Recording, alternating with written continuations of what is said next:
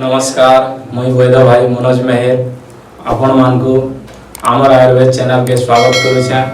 आस जानमा ओडिशा रे व्यापुथिबा डायरिया जेंटा कि झाड़ा बांती कहसु आयुर्वेद रे हईजा कलेरा कहा जैसी सेटा धीरे धीरे जाजपुर रो स्टार्ट हे करी धीरे धीरे अन्य जिला मन के भी व्यापुछे।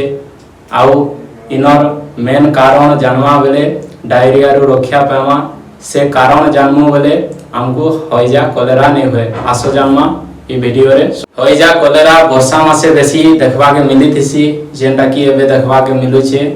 मेन कारण होछे से कारण के आसो जानमा दूषित पानी, बासी माछ मांस आउ गरिष्ठ खाद्य आउ पचा सड़ा फल जेंटा कि ई कारण के जदी दूरे पारमा बेले आमे डायरिया रु बची पारमा।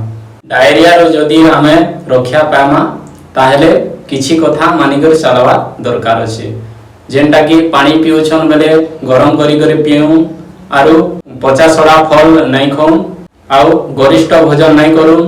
वर्षा मासे खास करी वर्षा मासे गरिष्ठ भोजन मना अछि आउ खाबार आगनु हाथ धोउ सफा सुथरा रहू आउ मने रखून पानी होछि मुख्य कारण सेटा के दूषित हो जाइथिबारु बैक्टीरिया मने हसन आउ ई कलेरा हईजा आरंभ करसन आउ बहुत मारात्मक रोग हेथिसी जीवन तक भी चली जाइथिसी।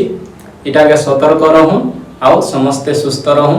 ये कथा जदी मानी कर चलबो बोले तो नहीं होए रोग जदी हे जैछे कहा के झाड़ा बाती हईजा कलेरा हे गला बेले आस औषध गोटे कहि दोछे जेंटा कि खाइले से रोगीटा सुस्थ हो जिवा शीघ्र सुस्थ हवा। हेमकेदार जेंटा कि आमे पत्र गजा बोलुसु आमर संस्कृत रे पाषाण भेद कहसन आ हिंदी रे भी पाषाण भेद कहसन सेटा के गोलमरीच 25 टा नै करी गुटे पत्र गजा गुटे पत्तर नै करी सेटा के बाटी करी पिए देबो।